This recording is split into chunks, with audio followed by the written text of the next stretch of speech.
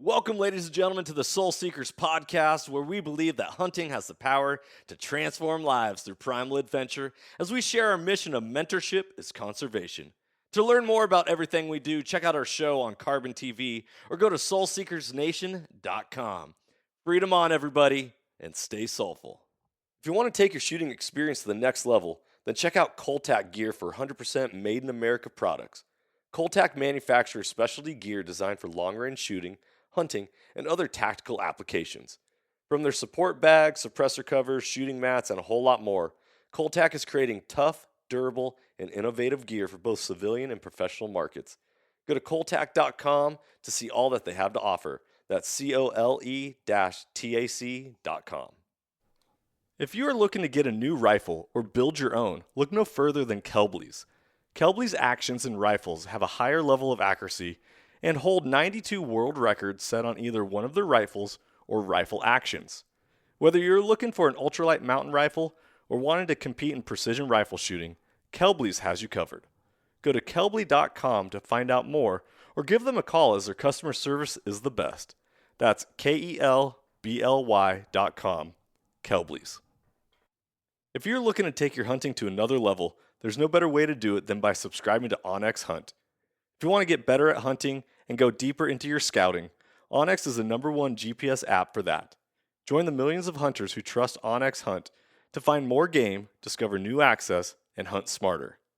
If you want to know more about onX, go to onxmaps.com/hunt or download their app today for a free trial. If you are wanting to become more accurate and deadly with your shooting, one of the best things you can do is upgrade your trigger with a Timney. Timney triggers are 100% made in America and have been since their founding, providing a crisp, reliable, and repeatable trigger break every time. I'll be shooting Timney triggers in my guns this year, and I hope you'll join me in shooting the world's finest trigger. Go to timneytriggers.com to get yours today. Ladies and gentlemen, welcome back to another episode of the Soul Seekers podcast. I'm your host, Johnny Mack, and today's episode is one that is really cool, something I've been trying to lock down for quite some time, and no pun intended, as we are going to be talking about gun safes. And today we have the VP of Sales and Marketing at Winchester Safes on, Greg Walters, to talk all about gun safes. We're going to be talking about hunting and everything in between. This is an episode that is going to be very knowledgeable and informational for all of you who are firearm enthusiasts, owners, and need to or want to secure your firearm. So without further ado, today's guest, Greg Walters. Greg, my brother, how are you today? I'm doing fantastic, Johnny. Thanks for having me. Looking forward to this. Really am. Oh, same here. I've really been looking forward to it. Now, you and I talked a little bit off air about how I purchased a certain safe that is branded, that had some negative news come out about it not too long ago. And Yes, at sir. that point in my life, I was like, okay, well, do I need to switch safes? Do I need to? There's so many questions when it comes to buying gun safes nowadays that it's not really something that's educated on. Like, unless you go to a gun safe store, people aren't going to be talking to you about the ins and outs of everything that a consumer really needs to know.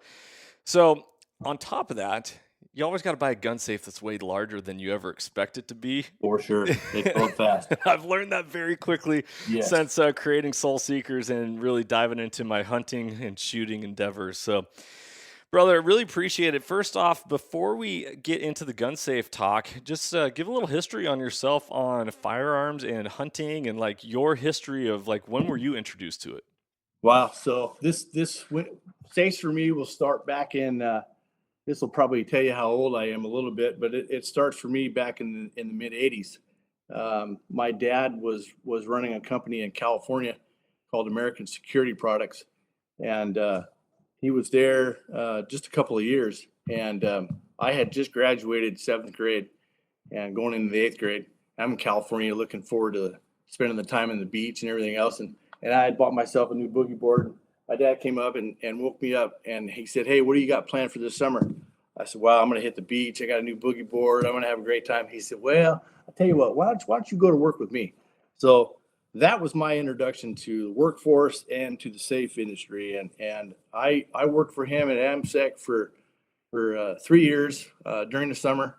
I'd get out of school and go work for him. And so that was my first introductory into the safe business. And I've been in it ever since. And we're a hunting family.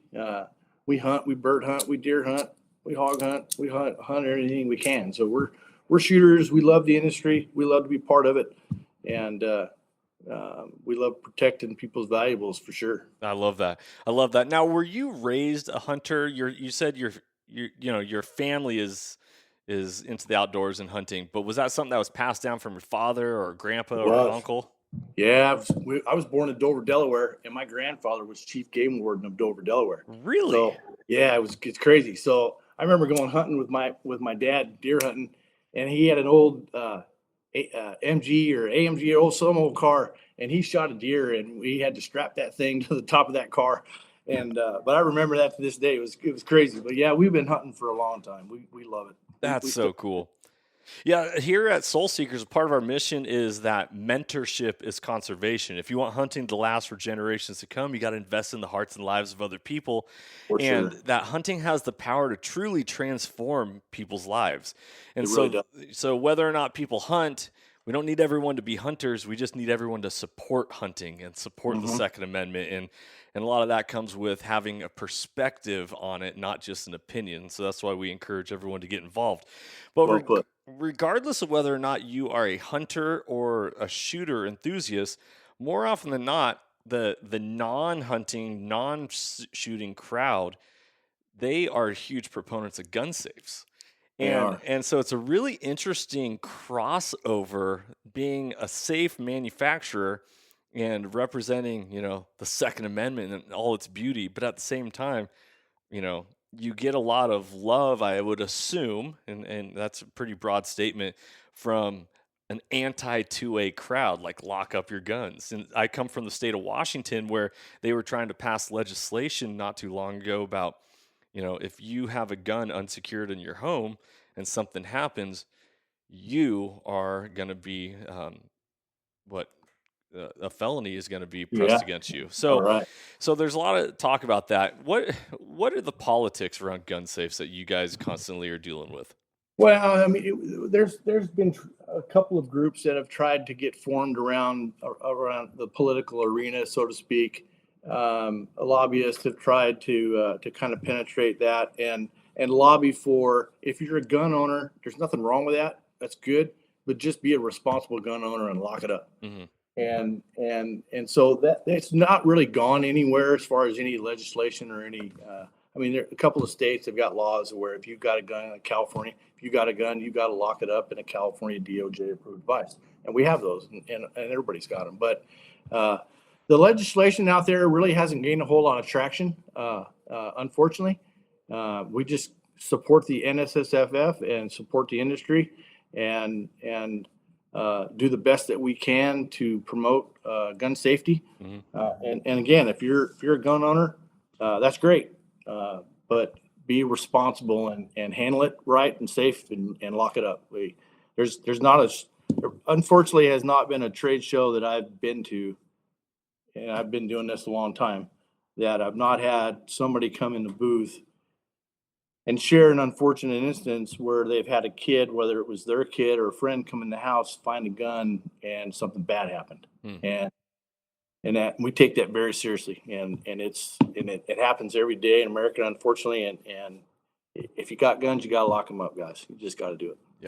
Yeah, it's very interesting. I actually watched something on social media, and this goes a little bit against the concept of what is being pushed right here, and it was talking about a father saying, "Well, how early do you teach a child not to put their finger in a light socket?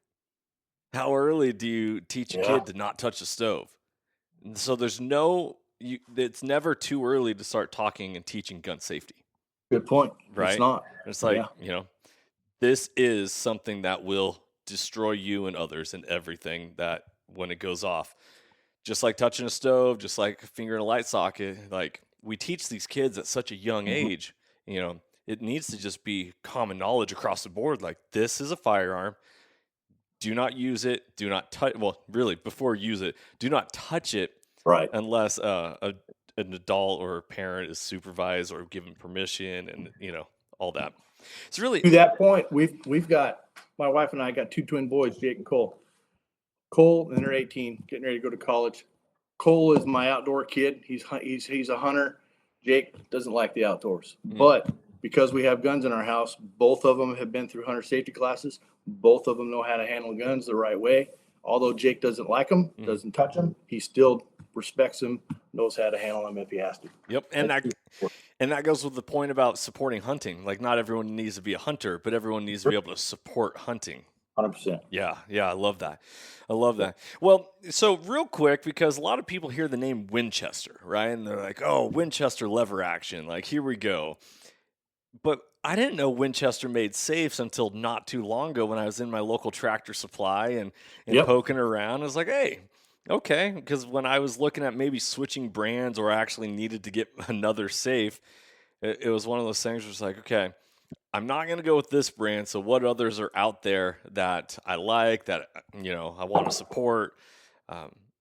What's the history of Winchester Safes? So when we started out in California in 1991, we were Granite Security Products. That's the name of the company. And we were kind of trying to find our place in the marketplace and trying to make our impact. And we were able to pick up at that time the Sam's Club's business. Mm-hmm. And Johnny, we were sharing that business with Remington at the time. So half of the Sam's Club stores had Remington safes in it, and the other half had Winchester. And they were selling more, they were selling more granites, and they were selling more of ours because of features and quality and everything else. And so my dad at the time was going to the buyer and saying, "Hey, we really want all your business." Mm-hmm. The guy said, "You got to get a better name." So we went to Wells Fargo, we went to Colt, we went to a number of people trying to get a better brand name. We were putting Excalibur on it at the time. Interesting. That's a sword, yeah. So we got the Winchester brand. We acquired a company that had it to begin with. They only had it for a short period of time. They weren't able to really do much with it. They built a few safes, gun safes, put them out in the market, but they really weren't able to do anything with it. So we ended up buying the company and just stripped it down, obtained the license, and then went to Sam's and said, "Hey, look what we got." And the next day they tossed Remington out and put us in strictly because of the Winchester brand. Yeah. And that brand has just, it obviously resonates with a lot of people. It's been around for 150 years plus. It's a great brand. And when people go to Tractor Supply today and buy a Winchester TS20 or a 26 or one of the 4 SKUs that we have there, the Tractor Supply customer honestly thinks that they have bought a premium product and they expect a high level of service with that. Yeah. And we've got to deliver on that. But that Winchester brand really, really, really made a big difference for us. Yeah. Well, what is it? One of the greatest people in literary history is Shakespeare. Yeah. What's in a name, right? Yeah. Like everything's in a name. Yeah. And we back it up with quality and a good warranty and good products. And we got a good team here and it works real good. That's awesome. That's awesome. So when it comes to Winchester, beyond just the name, is there any sort of relation with the firearm manufacturer as well? No, sir. No. Okay. So there's... We licensed the name. Olin Corporation is kind of the father there, and they have Winchester. They're the holder of the brand. And their Winchester ammo, they licensed that name to other people, and we're their second largest licensee. Yeah. Okay. We're a pretty big outfit for them. Okay. I like that. All right. So I've been poking around on the website. I've been shopping for safes at Costco because now Costco's starting to carry safes. I currently have one. I think it's a 24 gun case, which, by the way, for all the people listening to this podcast, when gun safe manufacturers say 24 guns, they don't mean 24 guns with scopes and optics on it. It means bare bone rifles that you can stack vertically in there, and you can, and that's with, guns maybe rubbing or touching or all that. So Greg, take us through the basics of when somebody is looking at purchasing a gun safe. Like, what are the things that they really need to keep in mind? And then from you as obviously you represent Winchester, but from you as a person and an individual, what are the things that you're looking for in a safe? So for me, kind of the way I go about it, well, like when we do some consumer shows like NRA, when we're talking to consumers, when a consumer comes in the booth and you got a guy looking for a safe, for me, kind of the first question is where do you live? And that's important because if a guy is rural and he's kind of out and about, he's a ways from a fire department if he has a fire, then you want to quickly take him to something that's got higher fire rating. If he's within city limits, if he's got a fire department or a hydrant, right by his house, 30 minutes, 45-minute fire protection is perfectly adequate. Our starting point on our products is 45 minutes at 1400 fire protection, and then we go up from there. We go all the way up to 2.5 hours. So 45-minute Bandit series would work perfect for a guy in a residential area where the fire department's close by. A guy in the mountains where he's got fuels around his house, he maybe lives in a log cabin. He's relying on volunteer fire department. You're going to want to protect your valuables with something that's got more fire rating, probably 2 hour, 2.5 hour fire rating. That's kind of a benchmark of where to start. And then from there, it's taking a look at the capacity requirements. How much guns do you have? Ammo, pistols? What do you want to put in it? And then, like you said before, gun placements. If the specs say 30 guns, cut that in half, given scopes and everything else that we hang off these things. So kind of cut that in half. Now, with the gun stick storage system that we've developed, you're going to get much better storage on your long guns than you would conventional U-shaped gun racks. And all of our products come standard with that gun stick storage system. So that's something that the consumer can look at. And then from there, everything has got really, really good security. Some of the products are made with a little bit thicker steel, just to give you better fire protection, really. But the first place to start is to find out where a guy lives to kind of measure his fire protection, and then from there expand out to find out what his needs are, what he's got to store, and then they fill up fast. I mean, the guy may be looking for stuff to store in there for him, but then the wife gets a hold of it and she's got stuff to put in there. You've got a number of this stuff laying around the house on any given time, old computers, paperwork that we should all lock up, and all that kind of stuff should just go right in that safe. But it takes up room. So be aware of that they do fill up pretty quick, and size that properly. Yeah. I had a buddy of mine, shout out to the trash man. That's what I call him. I took him on his very first backcountry hunt, and he killed his very first bear with me. Nice. And it turns out he works at a dump. He works at a trash station. So he's not only the trash man, he's a trash man as well. He knows trash really well. But I was talking to him about a safe I was shopping for at Costco, and he's like, well, how much does it weigh?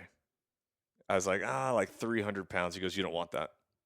And I was like, really? I go, it's a pretty good price. He goes, you don't want that. So can you talk a little bit about weight? Because I feel like that may be something be missed a lot when it comes to gun safes. So weight has somehow gotten associated with fire protection. And people think the heavier it is, the more secure it is, and the better fire protection that you're going to have. That's not necessarily true. The fire protection, the key to the fire protection is a couple of things, but the one major component that's the key to the fire is the door seal. And all of the gun safe guys, including us, we all use a Palisol or OD fire door seal, and it expands up to 10 times its static thickness, and it really seals that door off. Now, my Bandit series, which has got 45-minute fire protection, and that same size safe in my Legacy series, which has got 2.5 hour fire protection, there's going to be a weight difference because we've got additional fire protection layers in that Legacy to get me that 2.5 hour fire protection. And when we test safes, what they do is we send them to a lab, Johnny, and then they put it in a big oven, and they put 3 thermocouples on the inside of it. One down below, one in the middle, and then one up top. And at any given time, one of those thermocouples reads 350 degrees, the test is over. So that's the test. So they ramp the oven up to 1,400 degrees. That's the benchmark we test at. Other guys test at 1,200. They ramp it up to 1,400 degrees, and they hold that temperature and they wait until that thermocouple pops at 350. If it's 22 minutes, that's your test. So that safe's good for 22 minutes at 1400. If it goes longer, then whenever it fails, that's your test benchmark. Gotcha. So we've learned a lot, an incredibly amount of good information by just simply going and testing at the labs that we use, and failing sometimes. There's nothing wrong with failing, but fire protection is super important. But that's where the weight comes from, is the additional layers of fire protection in the product.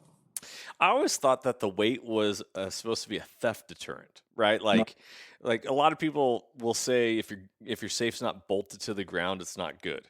Like. Well, there's some truth to that. We recommend people bolt them down. The big ones aren't going to get pushed over, but the reason why we recommend people bolt them down, particularly on the smaller ones, is if they're found in a home and somebody's got time and the right tools, they can lay that thing on its back and try to pry it open. That's the best way or orientation for that safe to try to be pried open. The door is laying on its back. It's super hard to do when it's standing upright. So that's why you'll see all the videos. A lot of competitors put videos out there on how to crack somebody's safe in. And the first thing they do is throw it on his back. And two big guys go after it with sledgehammers and right. And all that kind of stuff. But yeah, we recommend they bolt it down just so it doesn't move. It's not going anywhere. Some of them can be door heavy, meaning you open the door, guys put their hand on the door on the smaller ones and they'll come over on you. So it's good to bolt it down, just a precaution, make sure it's not going anywhere. Gotcha. That makes sense. Sense. I was also, when I was shopping for my safe back in the day, and I don't know what your safes are like or what any other manufacturers, or if it's kind of like the same protocol, like all guns go boom concept. They always said that the backside of the safe was actually the weak point. Like the metal was thinner on the backside, or was sealed, or really. Do you ever heard anything like that? We've heard of some guys using a thinner back wall, but they can't get away with too much because if it's a UL listed product under the residential security container listing, which most of them are, most gun safes out there are, then it's got to meet a minimum material requirement of 12 gauge. And so if you've got somebody using 12 gauge on the body and the door, and then they're trying to cheat a little bit and put a thinner gauge on the backside, that's not compliant with UL, and that's a big no-no. They can get in trouble with that. Interesting. Yeah, the weak side, geez, Johnny, I would say the backside would probably be pretty secure because it's normally up against a wall and you can't get to it. Right. So hinges are not really a point of contact, because if you're using external hinges like we do, you can grind those off, cut them off. You're not going to get that door out. The deadbolts are going to keep that door in. For me, if I find a safe in a house and I'm going to try to get into it, I'm going to go right through the door. Interesting. Okay. What's the difference between like having dead bolts, the bars, versus like the metal sliding plates?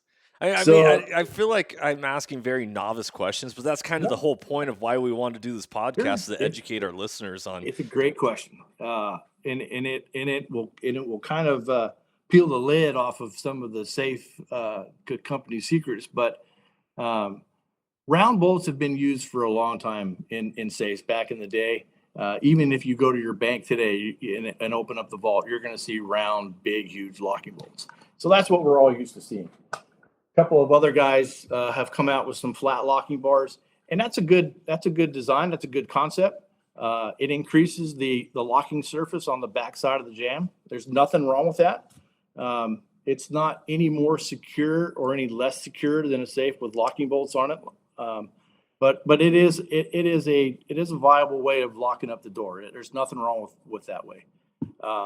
Locking bolts, when you open the door up, typically most safes have got live locking bolts on the opposite of the hinge side.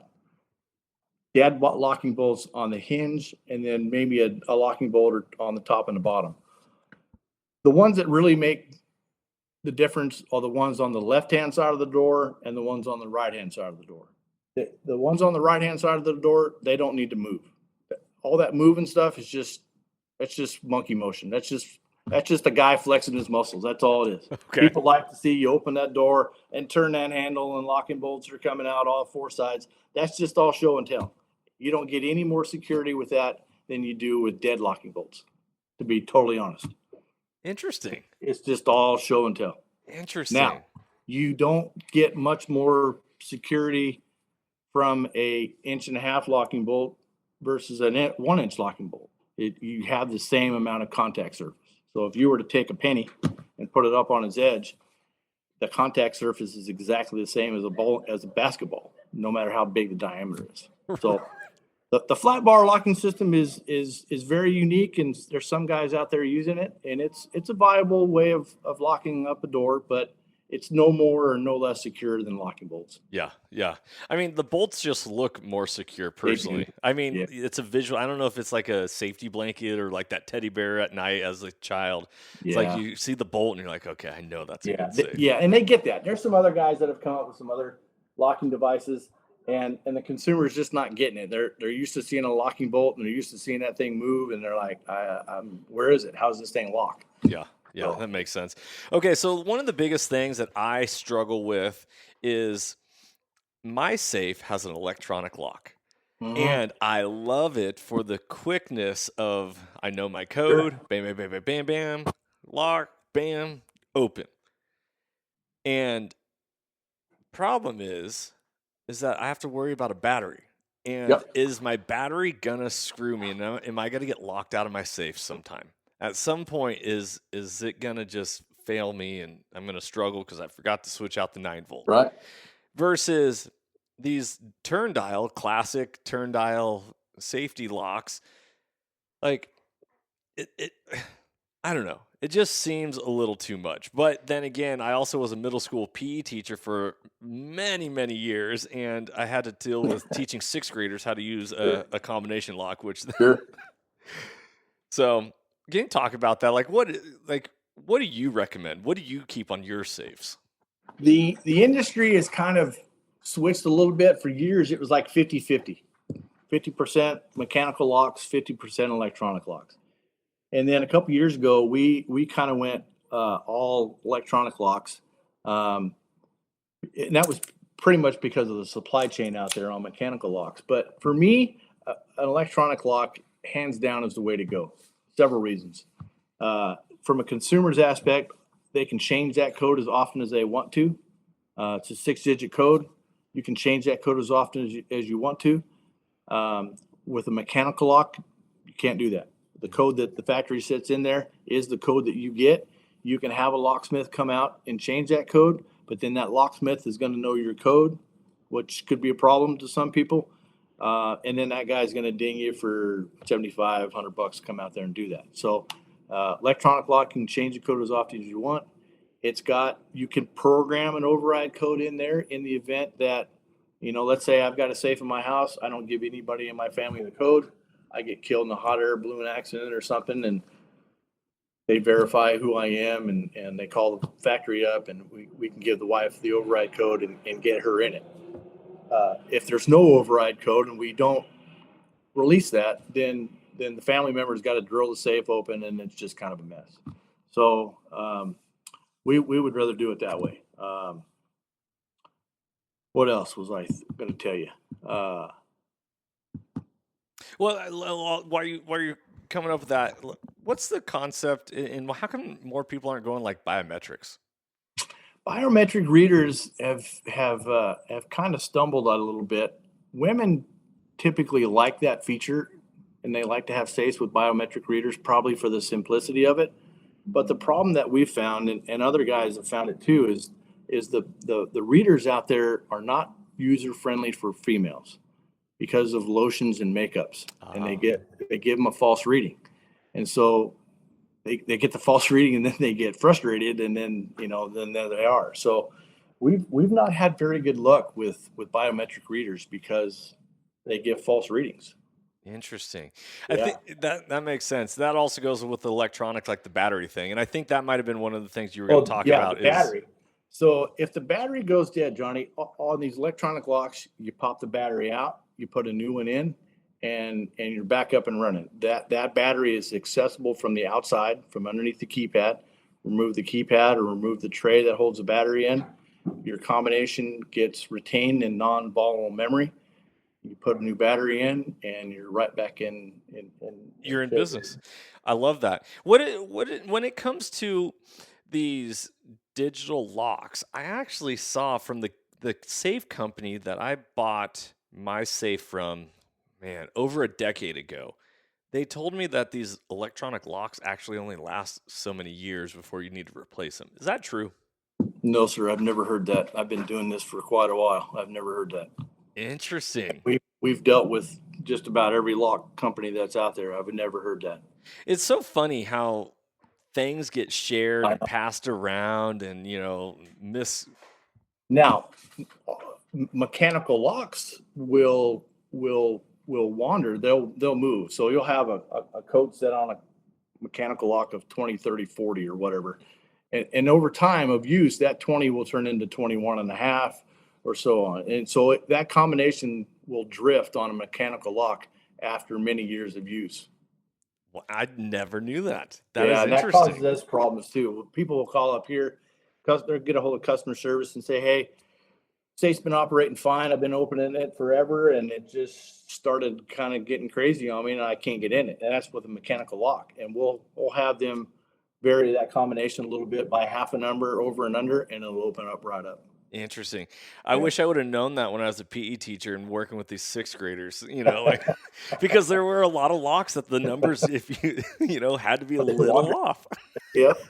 And you got to be dead on. I mean, if you're off a little bit, you got to start all over. And that's another thing too. I mean, you imagine you're asleep at night, you got your pistol in your safe, you hear busted glass, and now you got to get up and get your gun. Mhm.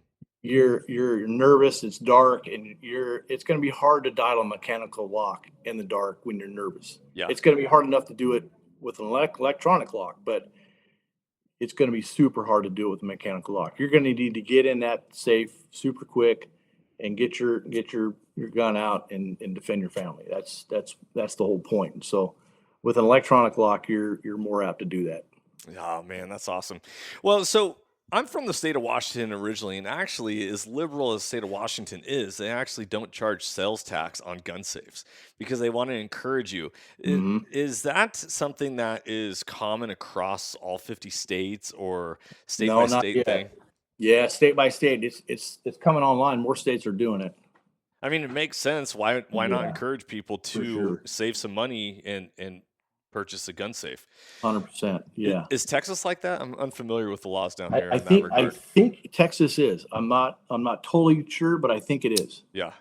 Man, and that is wild. What's your take on like a bedside pistol or with one of the common arguments of gun safety is that if my gun is in a safe and it's not directly next to where I'm supposed to be at instantly, then it's ineffective in the first place. Um, but obviously, we're talking big gun safes because we're a Sure. hunting podcast and we talk about more or less rifles. But what about the pistols? What about the bedside nightstand safes? Do you guys offer all those different products? We don't currently right now have a pistol safe in our lineup. That's a super competitive market. We had a product several years ago, and we did fairly well with it. But since the introduction of some other products out there, we kind of lost traction in that channel. Hornady makes a really good pistol box. Liberty also makes a very good pistol box, but we currently just don't have one right now. We're evaluating one, and but it's got to meet a bunch of different requirements. It's got to be California DOJ approved.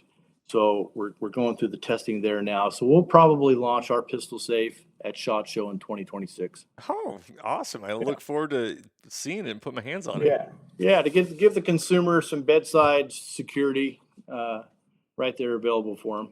I always had an issue with the whole idea of a bedside safe, specifically because, and now once again, indoctrinated with the idea of you have to bolt your safe down. I was like, well, if Right. my bedside safe isn't bolted down, then what? Like, yes, I'm protecting children from it or whatever, but then my safe could just pick up and walk away. Oh no, a lot of these pistol safes, Johnny, have got like security cables. So it lashes to the inside when the door is open, and then you lasso it around the bed frame or something that's not going to go anywhere. Yeah. And that pistol safe's not going to walk off. The Man. kid's not going to take it off. Yeah, you can. They come with these little wire security cables, and you secure it down that way. That's good to know. That's Yeah. good to know. Well, brother, before we move on into like the hunting and the shooting aspect of things, what did I not necessarily ask you that you feel like is common for consumers that they need to know when it comes to shopping for safes? Man, you really kind of hit it all. You did a good job. We talked about the wants and needs from the consumer, from where to start with fire protection, taking consideration of their storage. Go big because they do fill up fast. Consider your lock options that are out there. That a lot of guys offer mechanical locks and electronic lock options, but I think the consumer is going to get a lot more out of an electronic lock. There's some information out there on the internet that you can read and kind of absorb that electronic locks are not secure, or you're going to have trouble with them. But that's not really true. If you have any problem with electronic lock, it's going to be the keypad, and you can replace that from the front. But all of our safes are we've got a great warranty coverage on them. If the safe is ever damaged in a burglary or a fire attack, and we can't fix it, it gets replaced for free. So once the customer gets their life put back together and they're ready for a new Winchester safe, we ship them a new safe and kind of help them out. Yeah, man, that's awesome. So, hey, hate to bring up the Kerrville floods that happened here in Texas, but you got to imagine that there are potentially a lot of people that they lost a lot of stuff in that. For sure.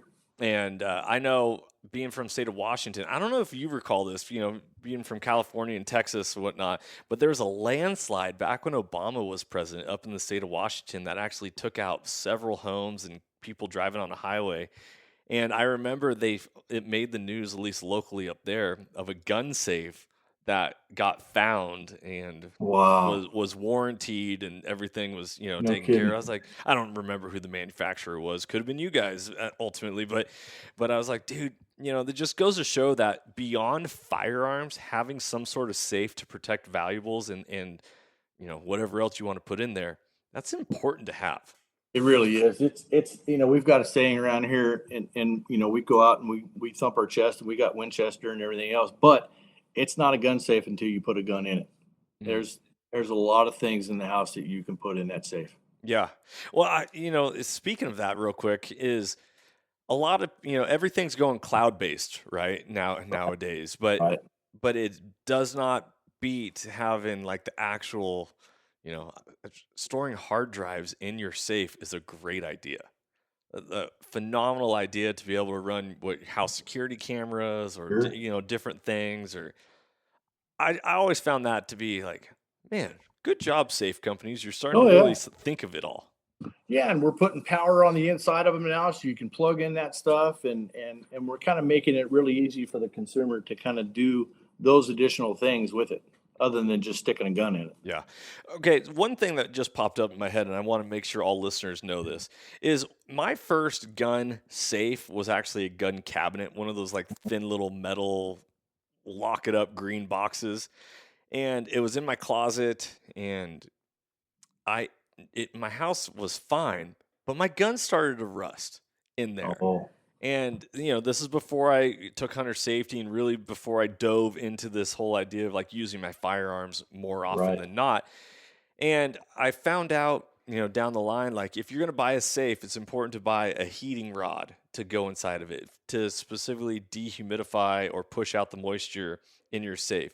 Is that something that, like, is that common across the board, or does having a safe that's carpeted like counteract that? Or So here's the rule of thumb that we use here.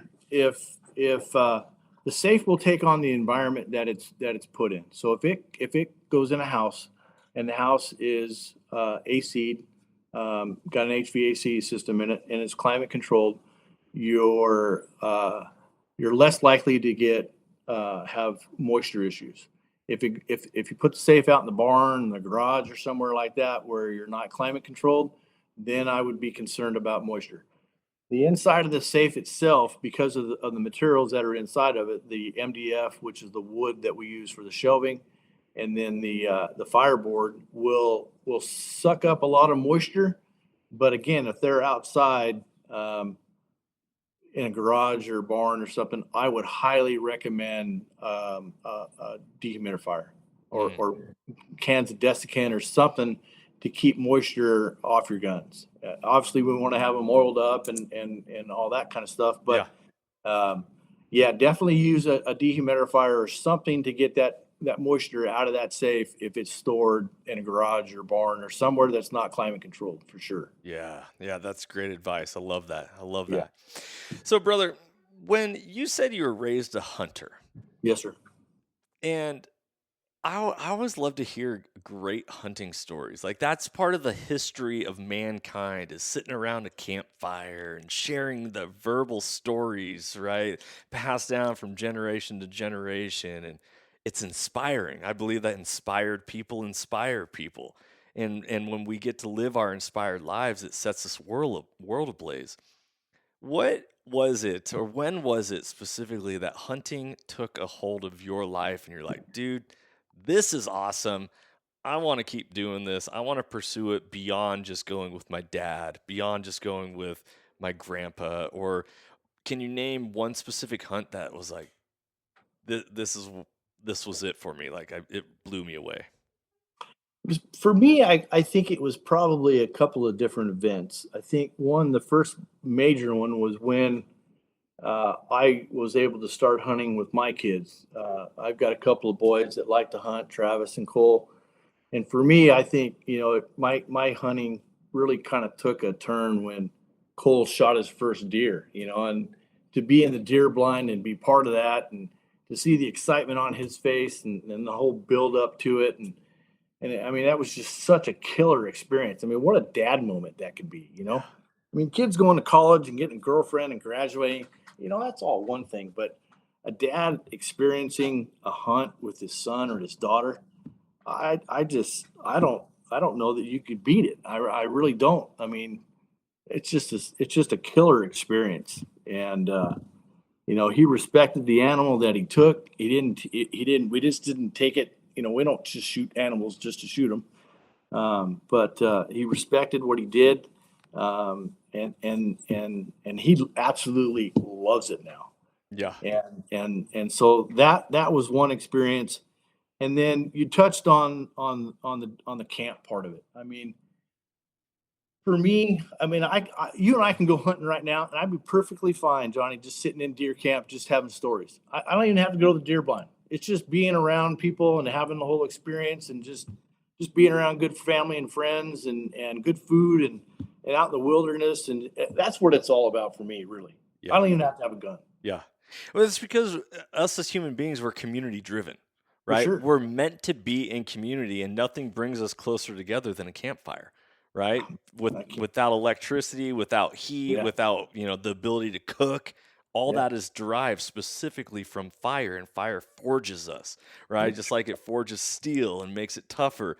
It's those moments where we share around a fire and just get lost in it and stare into that beautiful yeah. blaze that it lights our soul up. It does. The stories are better. The food is better. It's everything is better. It's just, yeah. It's a great opportunity, and we love to be able to do this with our kids. It's so awesome. I love that. I just want to bring up something real quick, because if you're unfamiliar with this, I absolutely love that you said that when hunting became its best version of itself for you was when you got to pass it on.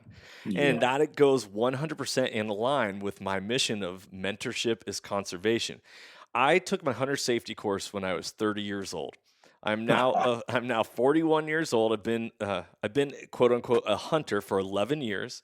I was a high school football coach and was planning on being a head football coach and pursuing sports, but ultimately I had a call upon my soul to go into the wild and be self-reliant, be gritty, be courageous as a man, and showing up, if I can't take care of myself, how can I take care of others? For sure. And so this call that we have of mentorship as conservation is that if you love hunting, the best thing that you can do is pass it on. And you don't have to know it all. You just Mm-mm. need to know how powerful and life transforming hunting is. And so there are 5 stages of being a hunter.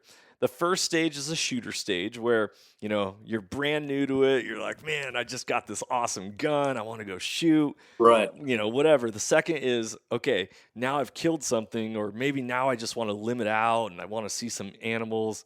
Then it's the trophy stage where now you're looking for higher qualification of an Right. animal, Right. classification. The method stage, like, okay, now I've shot something with a rifle. Maybe I want to try archery hunting, or maybe I want to Yeah. try, muzzle loader. And then the fifth stage is the sportsman stage, which is exactly what you talked about. And I'm going to read what this website this is actually coming from Bass Pro's website, but it says after many years in the field, the hunter begins to place the emphasis on the total hunting experience. Being in the outdoors, enjoying the company of friends and family, and seeing nature in all its beauty now outweigh the need for taking game. Hmm. These hunters often turn to mentoring other younger hunters for ultimate Wow. satisfaction. That was almost what I said, wasn't it? Holy cow. And that, and a lot of people, humanity deals with ego, deals with this idea of me, me, me. And hunting is inherently a selfish activity, right? We do it Mhm. for our own selves. We do it for our own, Right. so when we can get outside of ourselves and be like, hey, I just went to this restaurant. This restaurant was phenomenal. What am I going to do? As soon as I leave that restaurant, I'm going to tell everybody about it. Sure. Yeah, like, oh, you guys got to eat there. You got to experience it. It's great service. It's great atmosphere. That's how we need to talk about hunting. That's how we Yeah. need to talk about shooting firearms. That's how we need to talk about the defense of the Second Amendment. Because without that excitement, that inspiration, living that courageous life, then what? We're living the doldrums. Like, So, what yeah, what's the purpose? you got to get outside and experience it. Yeah. And nothing beats passing it on. Right? True. Like True. getting a gift at Christmas is awesome, but giving a gift at Christmas and watching someone's face light up with excitement and joy is like, that's what Yeah. it's all about. What it's all about. That's Yeah. what it's all about. And I mean, for me, it just flat out just hit me. I mean, he took that shot, and the smoke cleared, and I looked, and the deer was down, and I'm like, yeah, that's what we're talking about. That is beautiful. That is beautiful. Well, do you still get that opportunity to hunt with your kids? I do. Yeah, the boys are getting ready to go off to college, so that's kind of limit me a little bit. But I've got Travis here that both works here, and he lives in Texas too. So he and I get to go hunting quite a bit. That's awesome. Yeah. See, I'm entering that stage in my life because I just got into hunting, but at the same time, I've been raising children. So I have Uh, 3 boys, 10, 8, and 6 years old. And this summer, we spent a lot of time at the gun range. And, like, all right, boys, get ready. We got to get trigger time in for fall because if you're going to shoot a yeah. deer, let's go. And Right. we recorded with Texas Wildlife Association and how they have mentored youth hunts and adult hunts, and like the juices are flowing. We can't wait to go. And I will say one of the hardest things is giving individual dedicated time to a child when it comes to hunting or shooting when you have multiple that also want to be there Right. doing it with you. Did you ever, especially you said you had twin boys. Now I know you said one of them's not that interested in firearms, Yeah. but it sounds like you have multiple kids. Yeah. Yeah. What was that like teaching them, going through firearm safety, shooting guns, hunting, or, all that aspect? Well, I've got 2 girls and 4 boys, and so the girls really didn't take to the hunting part of it real good. Ended up going into nursing, which is perfectly fine. Yeah. But the boys, the boys and I have always kind of camped, and we lived in Colorado for a number of years, and so we were camping and hiking out in there and kind of getting out in the woods, and so that's kind of really where it started for those guys. And that's where Cole ended up taking his hunter safety class. But yeah, Jake and only a few boys have really kind of gotten into the hunting thing, and I know they've just got different interests. Yep. One's more sportier, and the other one's got he wants to play baseball, but he doesn't want to hunt. But yeah, you got to kind of navigate that, kind of delicately, and kind of split your time up as a dad between, the individual needs of the kids. But it's all good at the end of the day. Yeah, absolutely. Absolutely. And that's one thing I want to share and make sure, the listeners take home is this idea that not everyone needs to hunt, No, but the skill set, the ability to be connected with your food and know where it comes from for and sure. how to use a knife. Like I Yeah. took my boys down to the Alamo this summer. They're really big into Texas history. I showed them the movie The Alamo with Billy Bob Thornton and all that, and the kids were playing. I'm Davy Crockett. I'm Jim Bowie. I'm Colonel Travis, and my youngest boy, he just turned 6 2 weeks ago. I sit here at podcast and I have one of my skinning knives, Yeah. and he's like, "Dad, will you teach me how to use a knife? Dad, will you teach me how to use a knife?" I'm like, "Yes, I'll absolutely will teach you how to use a knife." And so I pull out my knife and I talk with them about like how to use it Right. and all this. And so when we're at the Alamo, they have these little toy wooden knife kits that you put together. And I was like, "Here you go. Here's your first knife. Start going for it." And he's like, "Dad, is this how I use it?" And it was just the joy in which we're Sure. we're constantly meant to learn. And if my father told me, he goes, "Either you're green and growing or you're ripe and rotting." you know, so if we are getting to a point where it's like, okay, hunting is. I've been sitting on this tree stump overlooking this draw for the last 30 years, and my granddad sat here, and you know, there's nostalgia that goes along with it, which is Right. special. But go live an adventure. Create Yeah. something new. Like create a Yeah. challenge. I don't like hunting the same spot over and over, because it's like, okay, I figured this spot out, but now what else is there? I want to Right. continue my journey and to continue to grow as a hunter, as a father, a leader, a podcaster, a businessman, whatever it is. Like keep Sure. going. Yeah. I mean, I'm 55 and I'm not slowing down yet. I haven't learned everything. I'm still learning. I don't know how many deer I've skinned, but there's always new techniques and new ways to do something for sure. So yeah, the guys that we associate with and some of the influencers that we hang out with that know way more than what I do. I'm in a learning mode. Show me, guys. Show me. I love it. I love it. Man, Greg, thank you for coming on. Thank you for Yeah. coming on. I'm going to ask you a question, and this is putting you on the spot here. I want you to tell me what has hunting done for you? As a person, as an individual, maybe as a father or a businessman, what has hunting taught you, shown you, or really provided and given to you? What has it done for me? I think it's really kind of helped uh, bring more well-rounded just knowledge. You know, hunting, getting up in the morning and grabbing your rifle and going and sitting in the deer blind and hunting over a feeder.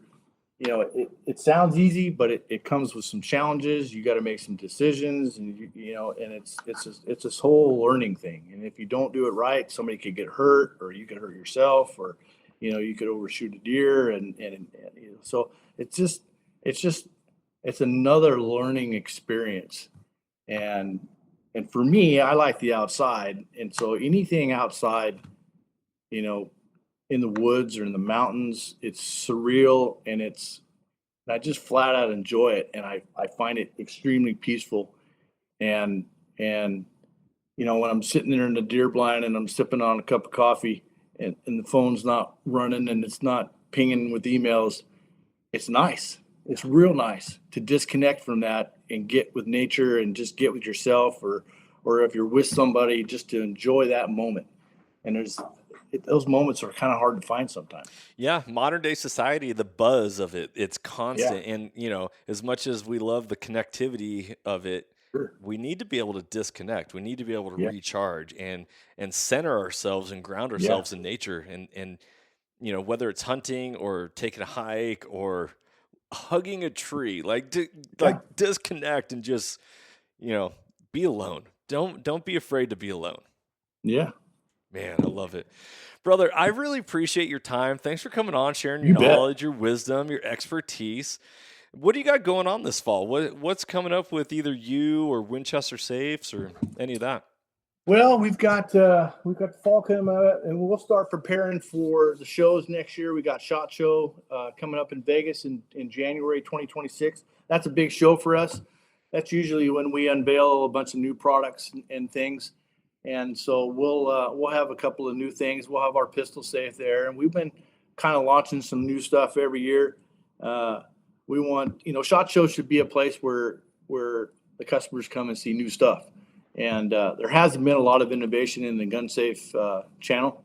So we're kind of ramrodding that and coming out with some new stuff and different stuff. And it's proven very well. We're resonating very well with the customer. And it's turning out to be very well with us for sure. I love that. Well, I look forward to seeing you at SHOT Show and you bet. Come, give you a high five and all that. But really, I need to just come visit you since you're not too far away from me over here in Weatherford. Please do. We're right here. I love it. Well, guys, I hope you enjoyed this episode. I hope you learned a lot and you are ready to go make your first gun safe purchase or maybe go buy another one. When you do, keep Winchester Safes in mind. Go to winchestersafes.com. You can find out more or go to your local Tractor Supply or, what other places, Greg, does Winchester Safes put their safes out at? So we've got a handful of dealers around. You can go to our website. We've got a dealer locator. You can find that there. Any Tractor Supply store carries our product. Fleet and Farm out east carries our product. Academy Sports and Outdoors carries the product. Bi-Mart in Oregon carries the product. A number of Bi-Mart. Bi-Mart. We had a Bi-Mart in Ellensburg, Washington. That's where I went to school at, and I was like, dude, Bi-Mart, yeah.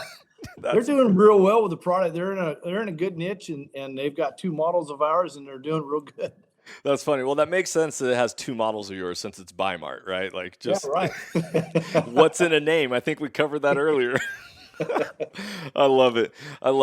Well, guys, thank you so much. Remember, if you like this podcast, if you like the mission, all the things that you can do to support is share, like, subscribe, leave a rating, leave a review.